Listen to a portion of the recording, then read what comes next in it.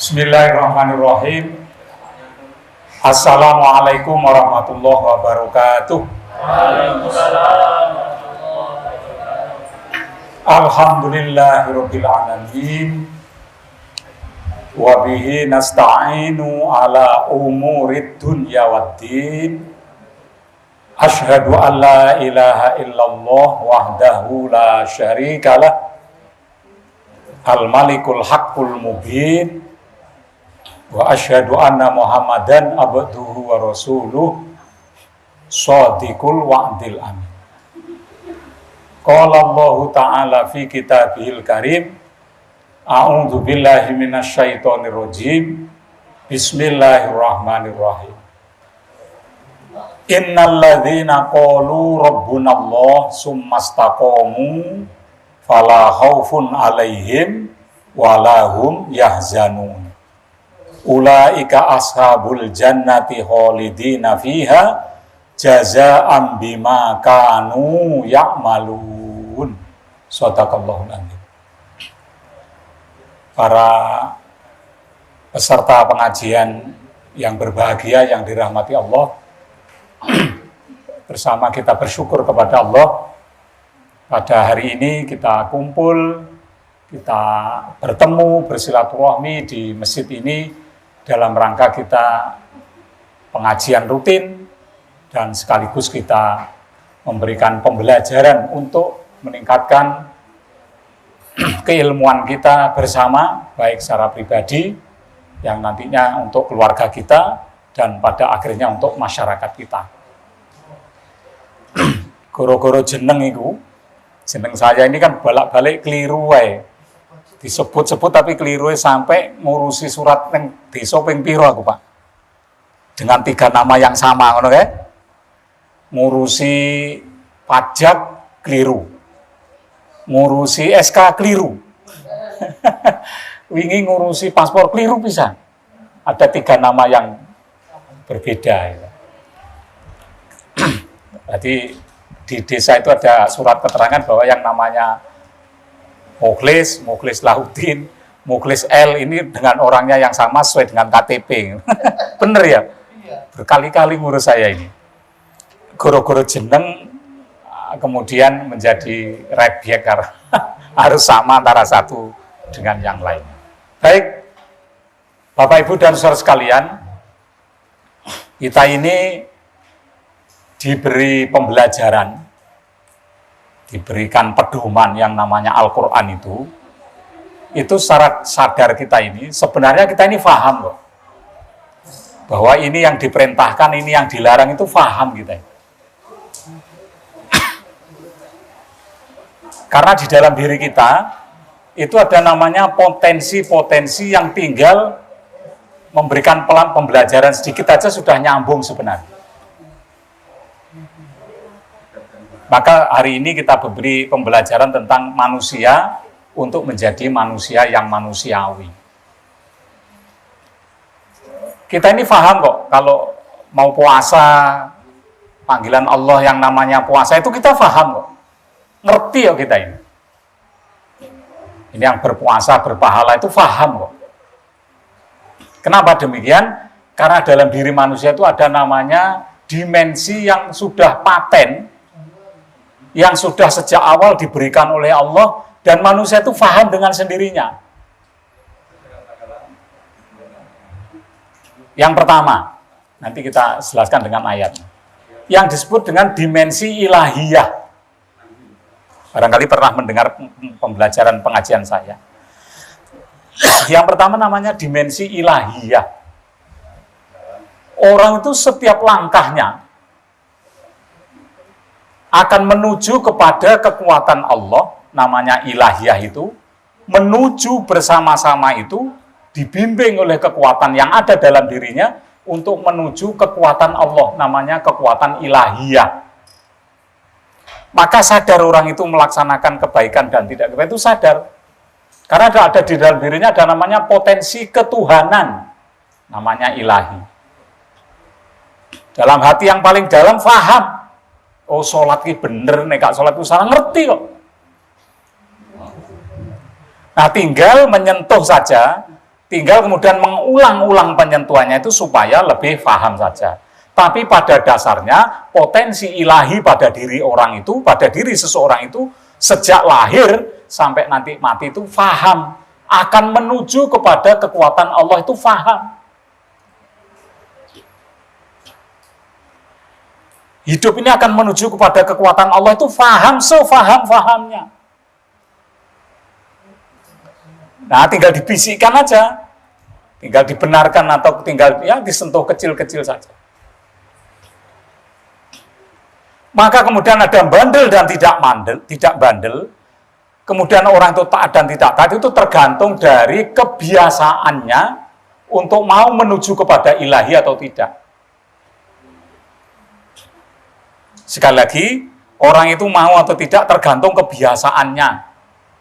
Tapi pada potensi dirinya sudah ada titik ilahiyahnya. Ngerti ya kerungu aten gendang sholat itu ngerti ini kae. Si ngerti ini. Asli ini. Iki arepe poso ngerti. Merasa di dalili paham. Paham tenan paham. Ayo kok gayane to gayane. Asline paham orang itu, wong dalam dirinya sudah ada titik-titik ilahi kok. Iki bakale mengantarkan kepada kebahagiaan, iki bakale mengantarkan kepada sengsara. Itu cek pahamnya. Cek ngertine. Wong sing nambang-nambang ngerti aja nilai iki salah, garakne solo ngerti. Ming kemudian kebiasaan itu lebih kuat mana? Kekuatan ilahi itu. Wong arepe mati niki mangap ngerti kalau arepe menuju pada Tuhannya ngerti kok. Ming gaya matine dewi-dewi. Enek gaya mangap, enek gaya bengok-bengok, enek gaya la ilaha illallah itu kan tergantung kebiasaannya. Ono sing bengok-bengok. Faham dia akan menuju kepada Tuhannya. Maka lewat ini kita sampaikan bahwa kita ini sedang menuju kepada titik ilahiyah sesuai dengan yang kita lakukan setiap hari. Karena kita akan menuju kepada ketuhanan, akan menuju kepada ilahi, akan menuju kepada Allah, maka kemudian dimensi berikutnya yang harus dilakukan adalah ibadah. Menuju kepada Allah pintunya melalui ibadah. Dan faham orang itu bahwa ibadah yang dilakukan itu untuk menuju kepada Tuhannya itu faham. Kita sudah tiap hari melakukannya. Sholat, melakukannya kita ini. Amal solehnya, melakukannya kita ini. Maka ada ibadah harian, ada mingguan, ada bulanan, ada tahunan. Kita menjalani proses ibadah itu akan menuju kepada Tuhannya. Nah, karena kita sedang berproses menuju kepada Tuhannya, maka yang diperlukan adalah ibadah dengan keikhlasan dan keistiqomahannya. Sekali lagi, menuju kepada Tuhan dengan ibadah itu, prosesnya adalah keikhlasan dan keistiqomahan. Nah, kemudian, kalau kita sedang menuju kepada Tuhan dengan pintu ibadah, dengan keikhlasan dan keistiqomahan, maka kemudian ada orang yang menuju mendekat kepada Tuhan dengan berlari, ada menuju mendekat Tuhan dengan biasa-biasa saja, ada orang yang mendekat dan menuju Tuhan itu dengan ogah-ogahan, tergantung pembiasaan lagi. Ada yang memang cepat berlari, karena akan menuju kepada Tuhannya dengan menyambut kegembiraannya. Ada yang biasa-biasa saja, biasa saja. Kemudian ada yang ogah-ogah, saiki oleh gelem, oleh kagelem ya tergantung. Nah, dimensi ilahi yang tadi setiap orang punya, kemudian dengan pintu ibadah yang akan dituju, dengan keikhlasan dan keistiqomahan, pertanyaannya kemudian, nyapa mau sama-sama menuju kepada Tuhan kok bertengkar tuh kenapa?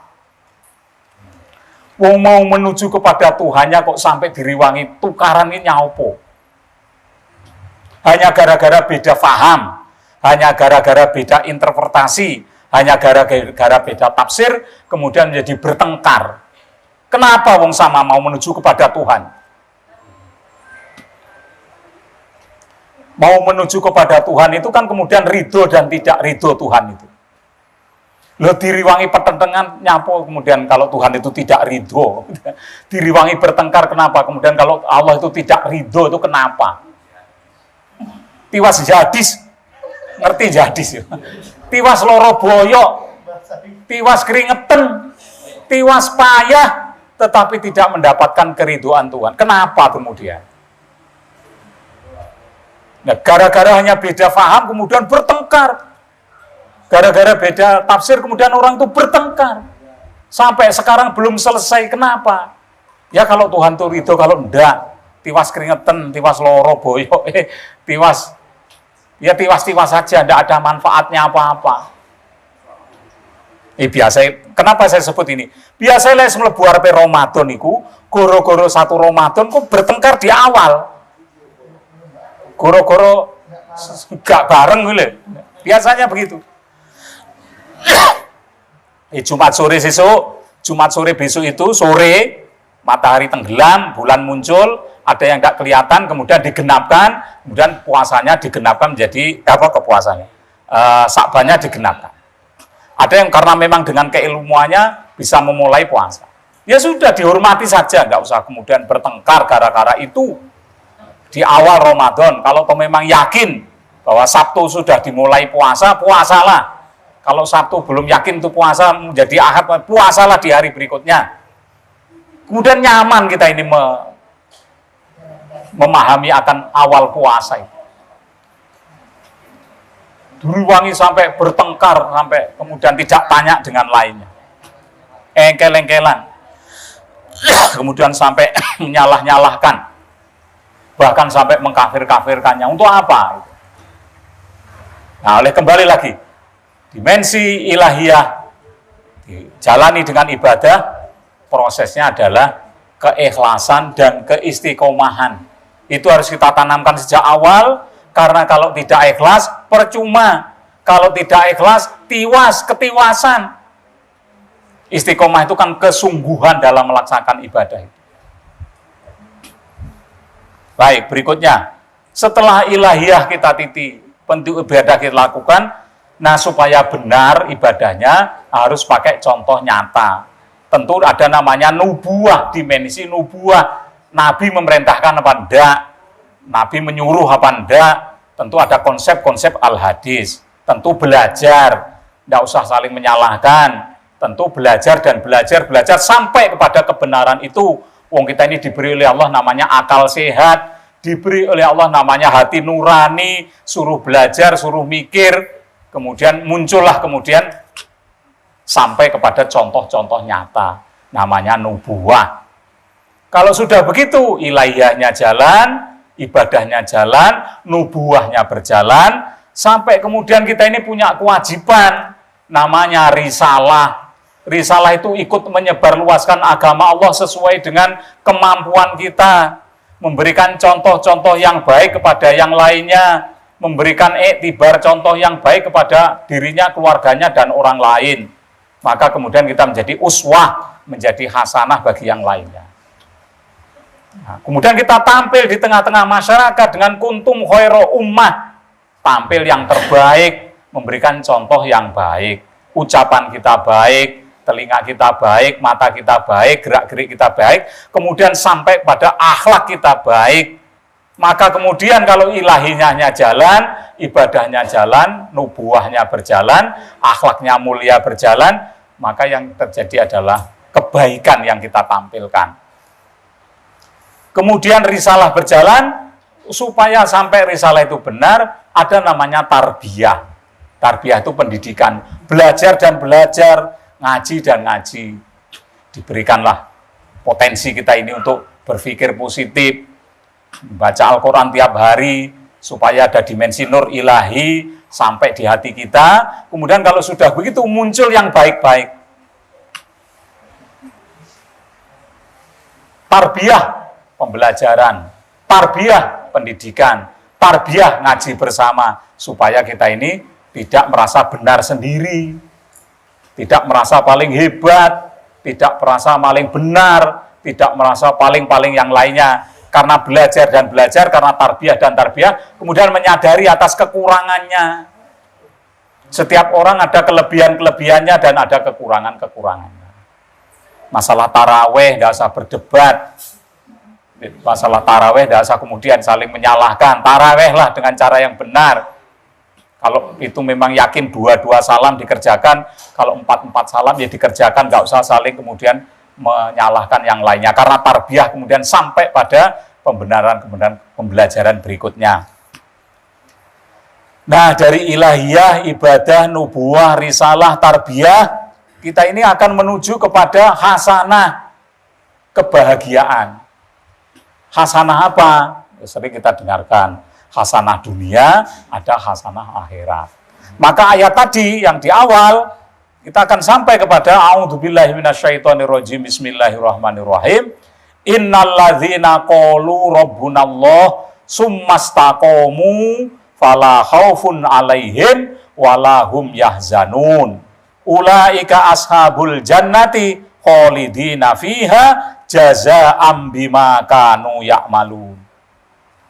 Sesungguhnya orang-orang yang mengatakan bahwa Tuhan kami ialah Allah, mengatakan Tuhan kami kepada dirinya itu adalah Allah Tuhan kami, kemudian mereka tetap istiqomah, tenanan, sungguh-sungguh, maka tidak ada kekhawatiran terhadap mereka, dan mereka tiada pula berduka cita. Ulaika ashabul jannati khalidina fiha jazaa'am bima kanu ya'malun. Mereka itulah penghuni-penghuni surga. Mereka kekal di dalamnya sebagai balasan atas apa yang telah mereka kerjakan. Nah, ayat ini kemudian menjadikan pendorong bagi kita. Syukur mengatakan Allah Tuhan kita, dan kemudian diistiqomahi sampai batas akhir umur kita. Itu jelas di sini diterangkan. Orang yang mengaku dirinya sebagai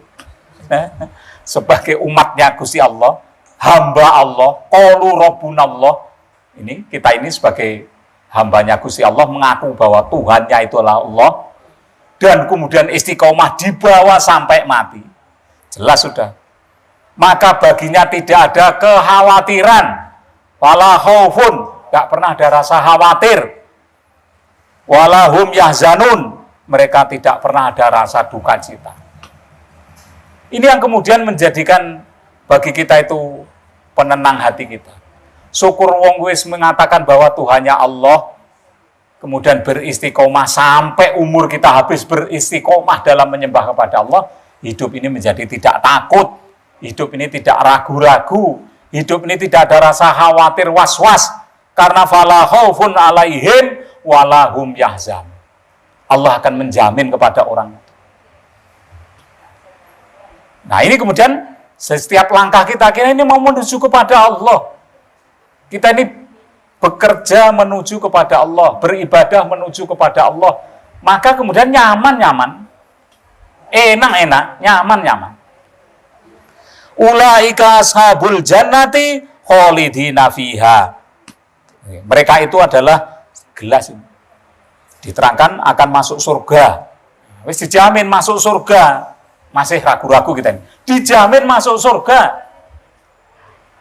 Nah, perkara masuknya itu kapan itu bukan urusan kita. Tapi dijamin masuk surga. Dijamin, jelas ini. Dijamin masuk surga. Nah, kapan? Itu bukan wewenang kita. Tapi masuk surganya jelas kita ini. Jelas masuk surga. Wis gak usah ragu-ragu. Nanti ditulis ya. Dalam Quran surat Al-Ahqaf ayat 13-14. Syukurane iman dan amal soleh pasti masuk surga, titik wis. Mbah kuwi sing pokoknya beriman, amal soleh masuk surga. Nah, kapannya itu kemudian wewenang, bukan wewenang kita, wewenang Allah. Maka kemudian kita ini sudah dijamin masuk surga kita ini. Masih ragu-ragu, masuk surga.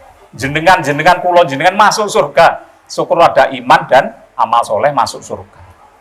Nah, kemudian kita berproses dalam alam raya ini dari usia 0 tahun sampai usia yang ditarget oleh Allah, itu kemudian berproses. Ya, prosesnya tadi mulai awal ada pintu ibadah terus dilakukan sampai tidak terbatas. Waktunya puasa ya puasa, waktunya sholat, waktunya amal. Itu kan kemudian prosesnya. Maka kita ini sedang berproses menjadi manusia yang manusiawi.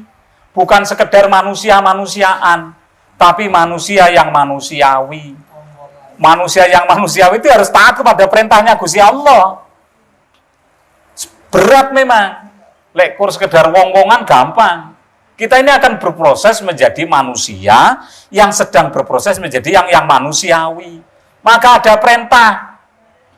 Kongkon sholat, kongkon poso, kongkon zakat, kongkon infak, kongkon menghormati orang lain, tidak boleh marah-marah, tidak boleh kemudian kita ini putus asa, kemudian kita bekerja, kemudian kita menyebarkan agama Allah. Itu karena berproses ingin menjadi manusia yang manusiawi. Prosesnya panjang, sepanjang usia kita. Maka kita berangkat pagi, bekerja, dalam rangka ingin menjadi manusia yang manusiawi. Berucap yang baik, enak-enak kerja, tengah-tengah kerja, kongkon sholat duhur seperti hari ini.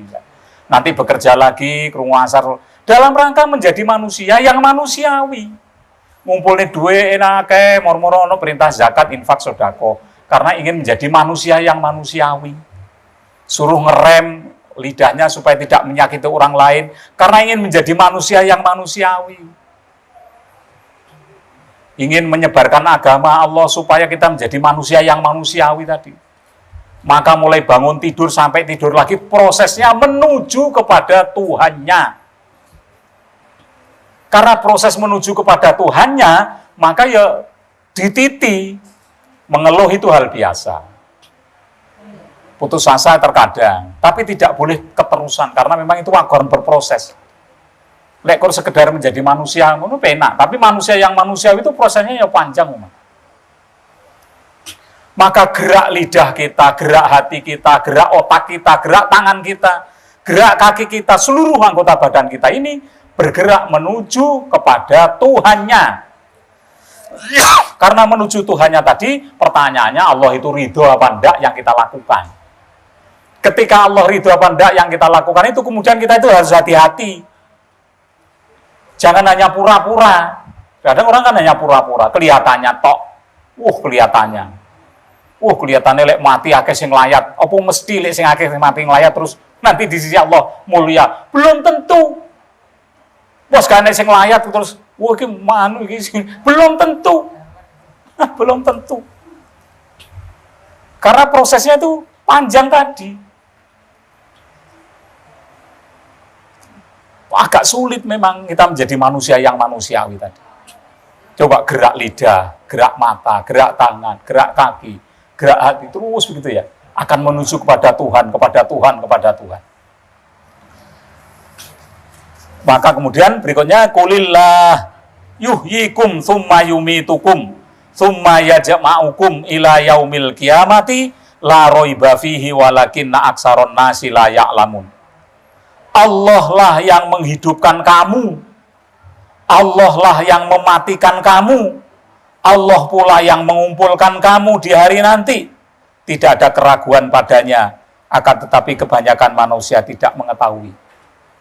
Nah, sudah gitu. Allah yang menghidupkan kita. Allah yang mematikan kita. Allah yang mengumpulkan kita. Di hari kiamat nanti. Kalau sudah begitu, yang mematikan, yang menghidupkan, yang mengumpulkan adalah Allah, maka kemudian kepasrahan kita, tingkat kepasrahan kita, maka di branding setiap hari kita berucap iya kana budu wa iya kana nasta'in. Walak balik itu iya kana budu wa iya kana nasta'in. Demi apa? Menenangkan hati kita. Bendino ade muni iya kana budu wa iya kana nasta'in. Itu pun masih terkadang kita ini ragu-ragu. Terkadang masih mengeluh, terkadang masih menyalahkan yang lainnya, terkadang masih menyalahkan. Padahal setiap saat kita sudah iya kana budu wa iya kana nasta'in. Kepada Allah menyembah, kepada Allah minta pertolongan. Diulang-ulang berkali-kali. Itu pun kita ini masih kadang-kala sedih, masih menyalahkan, masih ngeluh, masih dan sebagainya. Kenapa? Itulah hati manusia. Maka kenapa terus disampaikan begitu? Agar tidak kemudian kita ini ngelukru, tidak kemudian kita ini menyalahkan, tidak kemudian kita ini putus asa. Cobaan pasti. Tiap hari Setiap hari ada cobaan-cobaan. Setiap hari ada hati-hati kita ini yang terkadang tidak nyaman karena situasi dan kondisi. Iya. Baik anak, istri, suami, pekerjaan, tempat kerja, lingkungan, macam-macam. Dan itu terus. Ada saja persoalan-persoalan yang ada pada kita ini. Demi menguji manusia yang manusiawi itu. Rezeki terkadang memang ya menghantui cukup dan tidak cukup. Kesehatan terkadang menghantui kita ini sehat atau tidak sehat. Lingkungan terkadang menghantui kita aman atau tidak aman. Keluarga kita juga menghantui kita terkadang ini menggoda apa enggak. Terus itu tidak ada berhentinya. Maka kemudian proses menuju ilahiyah tadi dengan pintu ibadah tadi terus menerus tidak akan pernah berhenti. Kekhawatiran iya. Maka ketika kita mengucapkan tadi dengan sungguh-sungguh kita innalladzina qalu rabbunallah summastaqamu fala khaufun alaihim wala hum yahzanun. Itu berulang-ulang. Pokoknya nek wong wis bentengnya kepada Allah itu tenanan, istiqomahnya tenanan, hidup ini nyaman-nyaman. Berproses terus tidak akan pernah berhenti sampai meninggal. Meninggal pun juga berproses terus sampai dengan tidak terbatas tadi. Baik jamaah yang berbahagia, sekali lagi menuju kepada Tuhannya tiap hari kita lakukannya, berproses dengan keikhlasan, berproses dengan keistiqomahannya. Mari kita bina keikhlasan itu. Tinimbang nanti kita beribadah tidak ikhlas, bekerja tidak ikhlas, tiwas ki tiwas itu aja. Ya lah mek ngono tok. Gak ana apa-apane. Wong mau menuju ke Tuhan kok pada bertengkar kenapa? Kenapa harus menyalahkan yang lainnya? Nah, ayat ini menjadi pedoman bagi kita bahwa sekali lagi kesimpulannya, mari beribadah dengan ikhlas, beribadah dengan istiqomah, supaya hati kita menjadi tenang, supaya kehidupan kita menjadi nyaman, supaya kita menuju kepada Tuhannya dengan penuh-penuh keridhaan. Fasbir ala ma yakuluna fasabbih bihamdi rabbika qabla tulu'i samsi wa qabla ghurubiha wa min ana illaili wasabbih wa atrofan nahari la'allaka tardo.